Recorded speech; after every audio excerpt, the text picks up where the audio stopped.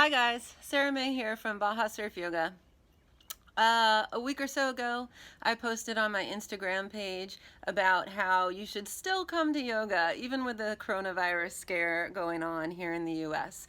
Both the studios I work for here in Austin, Texas, we're doing a wonderful job at cleaning, and you can always opt out of using the props or opt out of that lovely little lavender towel on your face at the end of your studio class. But you know what, guys? Things change. Things change, and I'm here to tell you today that I feel a little bit differently. What we're learning about the coronavirus and how it spreads through exhale breath a lot more than perhaps we realized, and what we're learning about the importance of social distancing for not only the health of yourself, but especially for the health of everyone around you. You don't know who is immunocompromised and who isn't, so let's all stay healthy. And if you can avoid the studio classes, let's avoid the studio classes for now. Today I'm going to put together a little video for you, not on just a yoga class, but we're going to teach you to fish, right? Not give you the fish, but teach you to fish. And we're going to put together a little video on how to structure your own at-home yoga class.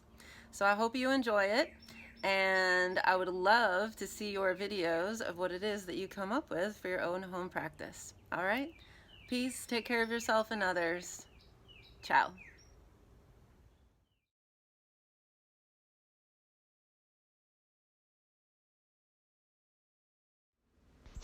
So the first part of any yoga practice is just this process of getting quiet and getting centered. And the most basic way to begin is just in a simple seated meditation. We take a little time to check in with the breath, to check in with how the body feels. And of course, we notice all the activity going on in the mind and the quality of the mind. But as much as possible, we return attention to the breath itself and back to the body.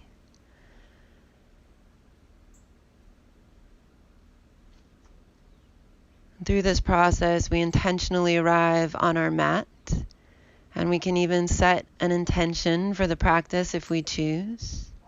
It's especially important for a home practice that we give ourselves either a goal or a singular point of focus. And that can aid us in structuring and can aid us in understanding where we might go with the poses and the shapes. We move with either strength, or we move with ease, or we just decide to stay present with the sensations that are arising in our body and where intuition wants to take you. We can add in gentle warming movements, lengthening the spine or side stretching, side bending. And this whole process of warming up, if we'd prefer not to be seated, we could always go through this process from a child's pose, bringing the forehead down, the arms out long in front.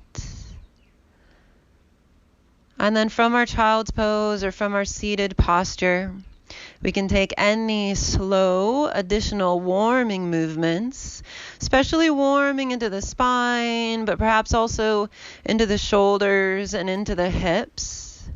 Can be easy, can be simple, like a little cat-cow. And eventually those warming movements take us back towards a downward facing dog. And really, downward dog itself is just a transition pose to help us arrive at the top of our mat. Tadasana, or hands to the heart, Samastitihi. It's at the top of our mat standing that we'll start in on our warm-up, our Sun A.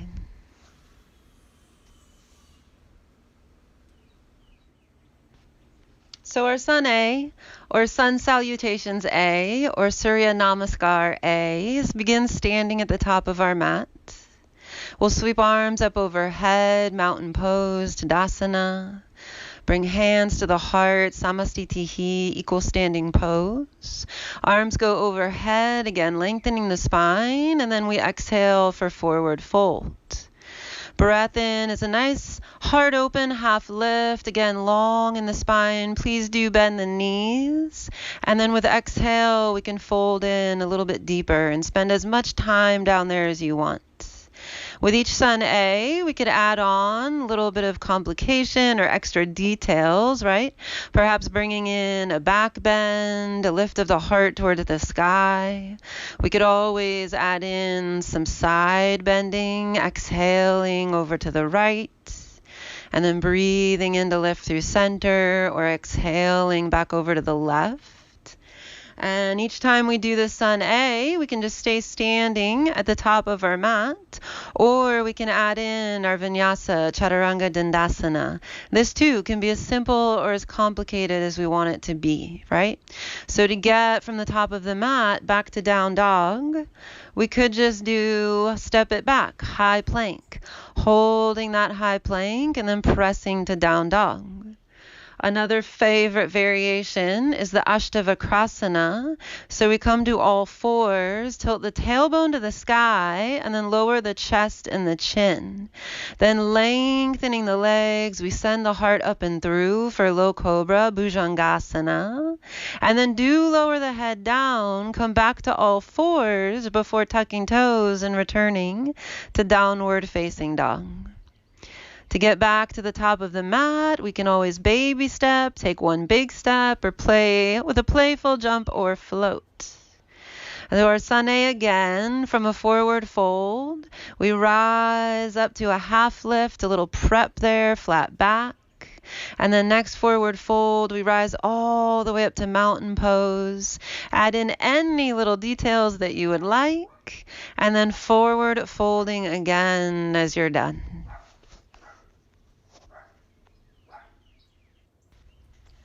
From our sun A, we continue our warm-up of sorts with a sun B. Normally our sun B begins with a chair pose. So we can sweep the arms up, sink right down into the chair, or perhaps we arrived into chair from a forward fold.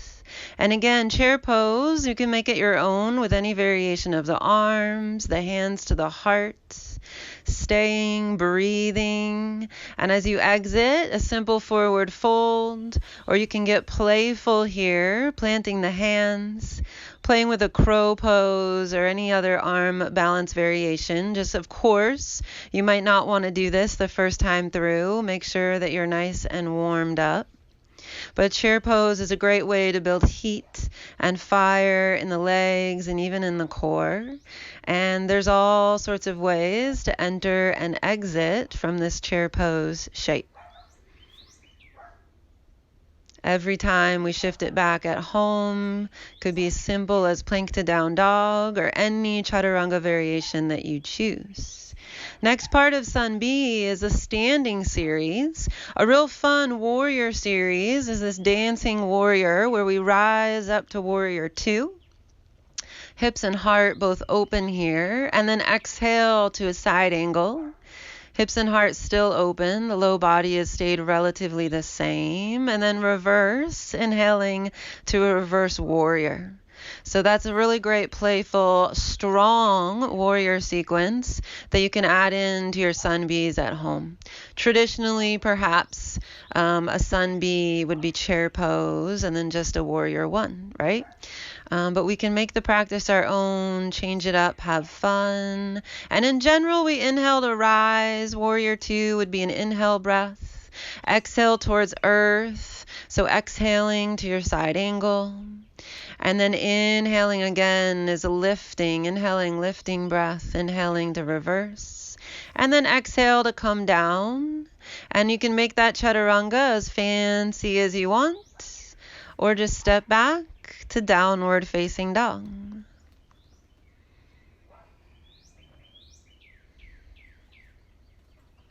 The root forward can be as simple as a step to the top of your mat. You can interspace that dancing warrior series with some more chair pose. Second time through, you could stay with just the breath, or you could stay even longer, right? Feeling a little more warmed up. Maybe the second time through is the time to play with adding in an arm balance or another playful shape. And all your chaturangas, entirely up to you. In home practice, you get to choose, listen to your body. That's always the case, but sometimes it's a little easier at home. With breath, we inhale to lift and rise, warrior two. Exhale towards earth. Inhale towards the sky. And then exhale towards earth if we want to add in that high plank to low plank flow. We breathe in to lift through the heart. And then breath out again would be downward facing dog. So we can play with breath at home and play with whatever strong, warming warrior sequence feels fun and fluid in the body.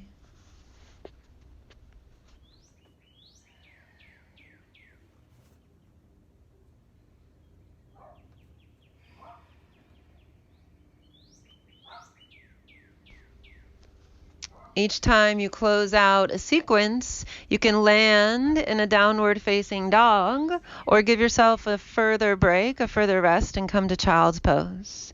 In child's pose with the forehead down, arms could be out long in front of you, or we could sweep the hands back to cup the heels.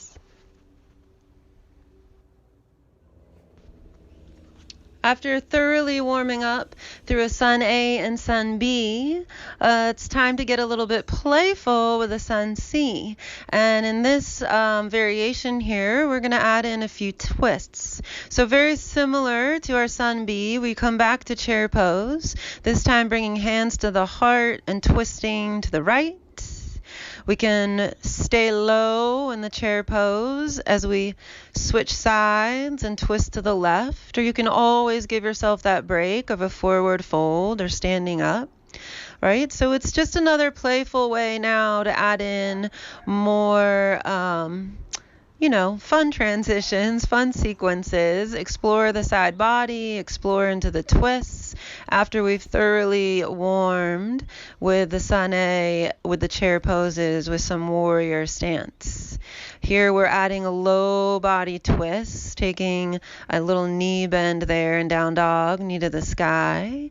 And then we're rising up this time to a high crescent lunge to invite in that lengthening forward lean and to repeat our prayer twist, taking the heart to the side. Open arms is always a fun variation to play with. Maybe there's a little bind for you. And we can always add arm variations like heart opening in any standing shape. And a simple plank to down dog will suffice, right? Listening to your body, especially when practicing at home. Playful transitions, twisting, side bending, adding a little extra details with the arms, with the legs. The core of the shape is still there. The core of the high crescent lunge still here, even as we play with a little forward lean or a prayer twist. And at home in your practice, play with awareness of breath. We can stay as long as we want in any pose. Here in a sun C, perhaps adding in a different warrior sequence, working this time with triangle shape or with straight legs, or moving towards a little more hip opening with Prasarita Padottanasana, wide-legged forward fold. Taking all the fun variations you need to stretch out, right? Overall, just working towards spaciousness, what feels most open in your body. And after adding in all those little details, we can always come back to that one core shape we began with. In this case, high lunge. Chaturangas could be different every time. And although you're getting playful in your practice, right? Just aware. Does it need to be the same on right, left side, or should we just go total free form and explore?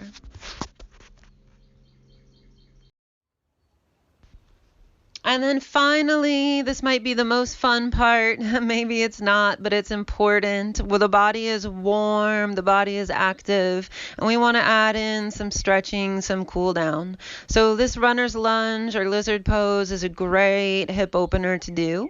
We can keep the toes facing forward. We can bow that bent knee out.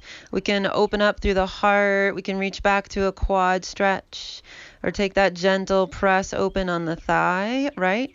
So just creating space and creating opening is what we're looking to do with home practice, and just tuning in to where the space is in our body, in our breath. Another outer hip opener, great one to do, is this half pigeon pose. So we slide that shin across the top edge of the mat. Take your time, right, to face the hips, the heart, forward, squared forward or squared to the earth. And then making the folded shape, again, your own, hands crawling forward or prayer hands behind the base of the neck. We can even bring in all sorts of twists and side bends here with mindfulness of staying level in the hips. And then perhaps after some slow time spent hip stretching, inner and outer hips, we do want to come towards a little bit of a cool down in our practice. So back bending, once the body is fully warm, back bending is also good for the chest, good for the heart, good for the low back, good for the core. Here's some Shalabhasana variations you can try at home with the tops of the feet rooted down, just lifting hands and heart, or lifting the chest, the hands, the heels, right? Legs are always active and strong in this pose to protect the low back. Belly down back bends are nice and fun and can be gentle. Or we can go big with something like a floor bow, binding the hands to the feet and reaching the toes up towards the sky. Listening to your body is key. And sometimes at home we have all the opportunity to listen, and that can be a really nice way to get further in touch with our own practice, our own bodies, our own breath.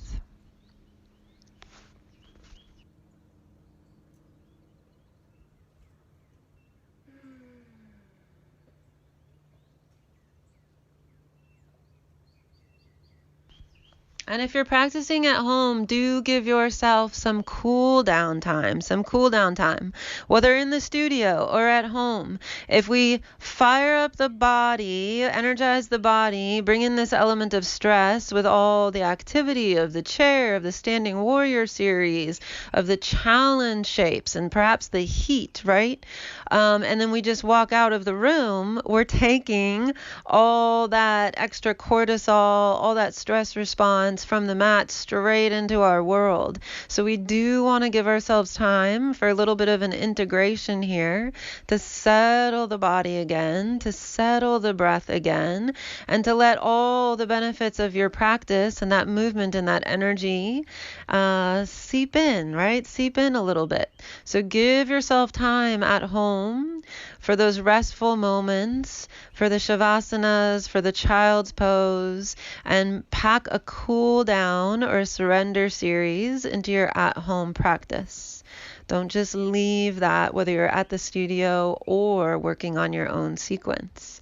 Seated forward folds can be a really nice way to slow down the energy after a vigorous at-home practice. Bringing the forehead down, drawing the belly towards the thighs, or just finding ease in the shape, letting go. Janusirsasana, right, a one-legged forward fold, also a very good way to cool down after the practice. And we can take a twist in all these variations, right? Adding in a Marikyasana type twist. Keeping the spine long here, the chest open. Overall, those are really good pointers in every shape, every pose. What about spine long, chest open? So here in this Baddha Konasana, it's a spine long, heart open Baddha Konasana. And then we want to end the practice supine, coming down towards the floor. So from the standing sequences, we slowly make our way back down towards earth. And if we want to close with a supine heart opener, bridge is a really nice one to do. Can be as simple as leaving the hands flat face down by your side, or here we're taking a bind, working the shoulders under the chest a little bit. And then closing perhaps with an easy, gentle supine twist with knees real high up into the chest as we switch from side to side. And I'm moving through these quickly, right? But in your own home practice, enjoy taking as much time as you need to. We can come back to neutral spine after all the twisting, whether that looks like happy baby or just knees hugged into the chest. And then enjoy your Shavasana at home. Pillow up, grab your pillows, grab your blankets. Really great idea to invest in a bolster, or if you have a meditation cushion, right? Any of that can go below the knees, behind the chest, underneath the head. And if we've done a good job of integrating the challenge of the standing practice and to the body with a nice long cool down surrender series, then we can tap into that sensation of yoga bliss, total yoga bliss, as we close and we rise back up to a seat. And this too is a very, very good place for a meditation, right? We're feeling that bliss, that energy in the body, and we're warmed, prepared, the spine long.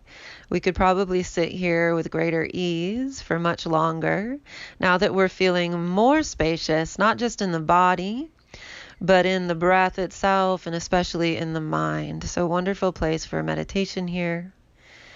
And these days, a compassion meditation, or dedicating your practice and all of the benefits that you've received to the wellness of all beings everywhere.